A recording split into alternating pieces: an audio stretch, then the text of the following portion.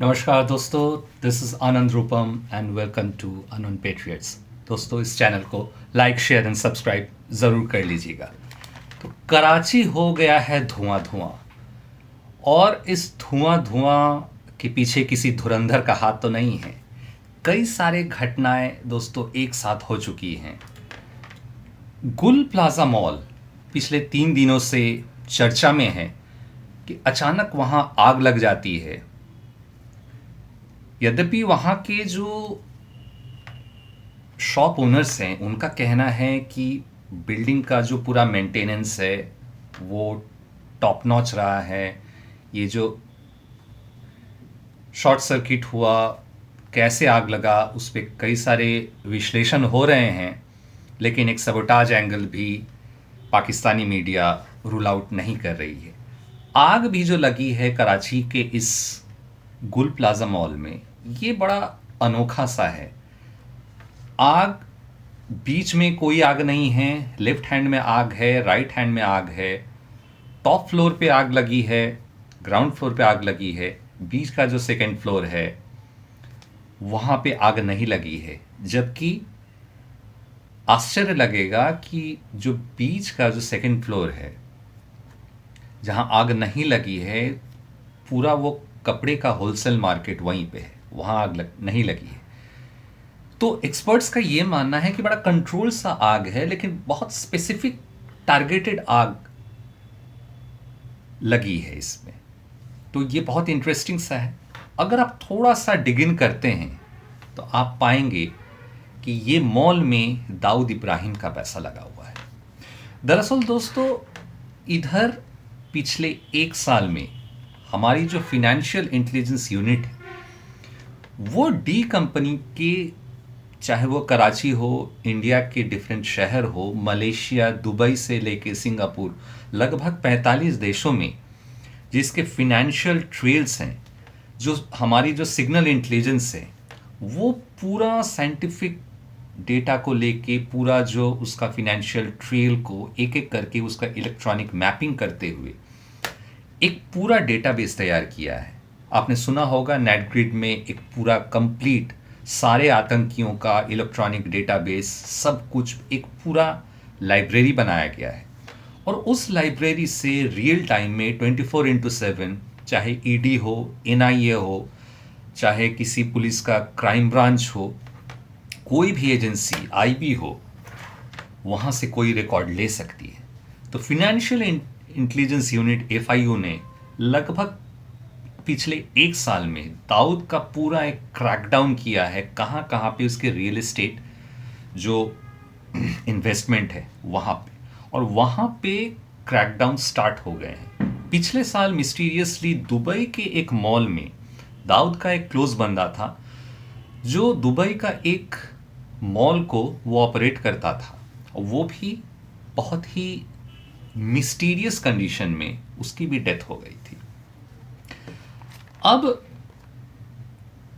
इधर एक घटना घटी कि इम्तियाज करके एक बंदा है दिल्ली में, उसको पिछले सप्ताह एनआईए की टीम उठा के ले जाती है, और इम्तियाज से कुछ डी गैंग के कुछ सबूत मिलते हैं, और कराची से और गुल प्लाजा से जुड़े हुए भी कई सारे दस्तावेज भी मिलते हैं, और बहुत सारी electronic evidences, phone calls and ये सारी चीज़ें मिलती हैं। तो देखिए कड़ियाँ कैसे जुड़ती जा रही। ये तो हो गया गुल प्लाजा की घटना। इसके अलावा एक बड़ी इंटरेस्टिंग सी घटना घटी है कराची के का जो पोर्ट है, वहाँ पे कार्गो में भी एक ब्लास्ट हुआ है। उसमें भी एक पर्टिकुलर मिलिट्री का एक कंटेनर था। कहा जाता है कि उस कंटेनर में ब्लास्ट हुआ है, और बड़ी सेंसिटिव सी उसमें कुछ चीज़ें थी। बहुत ज़्यादा तो डिस्क्लोजर नहीं हुआ है, लेकिन बड़ा ही controlled and specific, just like surgical strike, वहाँ पे उसी कंटेनर को ब्लास्ट से उड़ाया गया है। इसके अलावा कराची के में जो ये सारी चीज़ें हो रही हैं, आपको ये भी ध्यान होगा कि कैसे कई सारी शादियों में अचानक सिलेंडर ब्लास्ट हो गया। आपको हेडली का पता होगा जो 26 जनवरी में रेकी किया था, कैसे उसका परिवार के कई सदस्य, उसके साले और परिवार के और कुछ करीबी जो हैं, एक शादी में सिलेंडर ब्लास्ट होता है, वहाँ मारे जाते हैं। खैर, ये घटना इस्लामाबाद की है, हम आज कराची की बात करते हैं।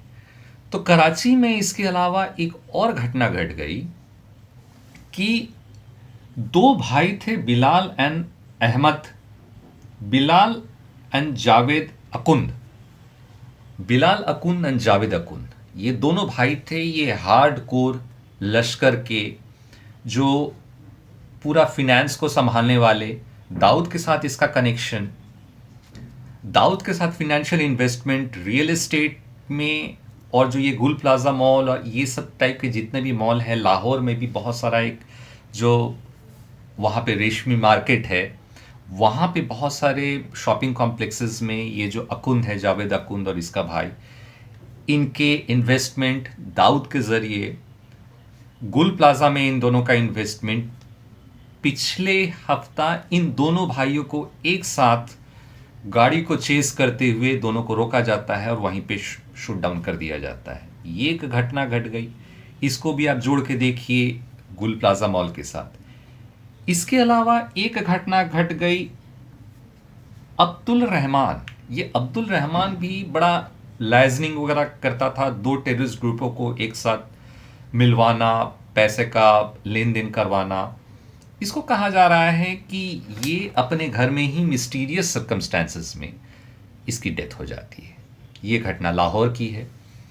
इसके अलावा जो सबसे जो इंटरेस्टिंग हुआ है वो हुआ है हाफिज सईद का बहुत ही करीबी, जो कोर ग्रुप का मेंबर है, अब्दुल गफ़ार।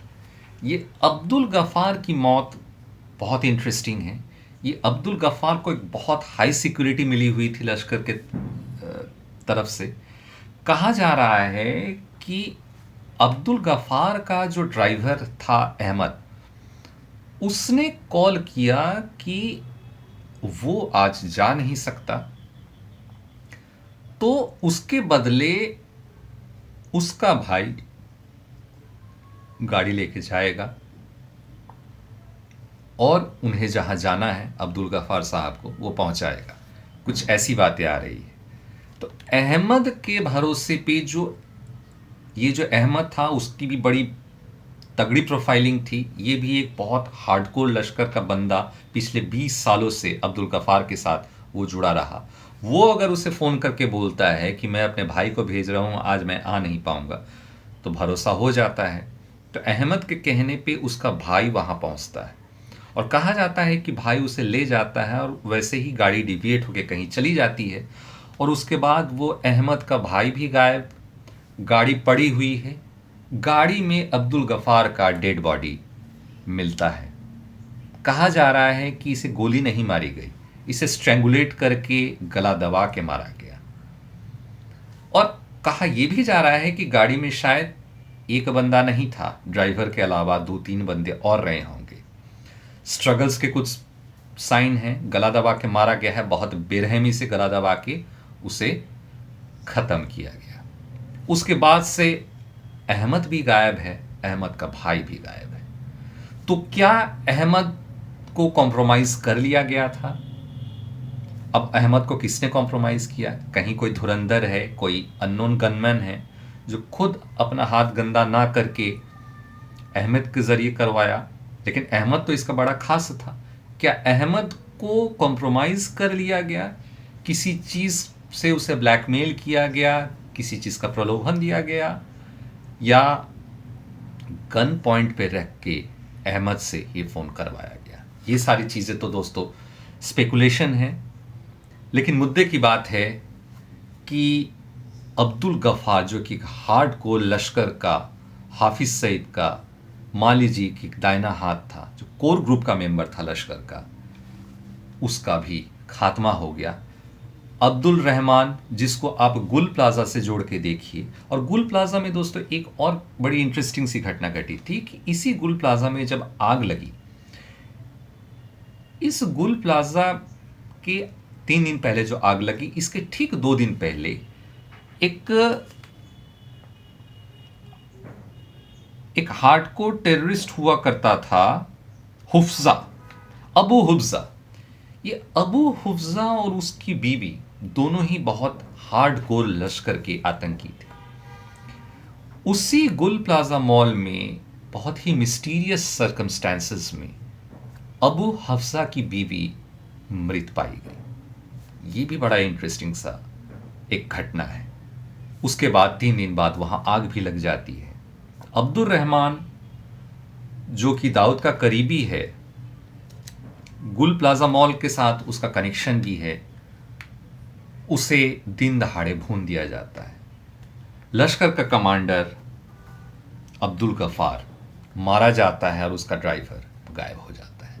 तो बहुत सारी जो घटनाएं हैं, चाहे वो कराची हो, लाहौर हो, इस्लामाबाद हो, वहाँ घट रही है। कराची धुआं धुआं हो रहा है।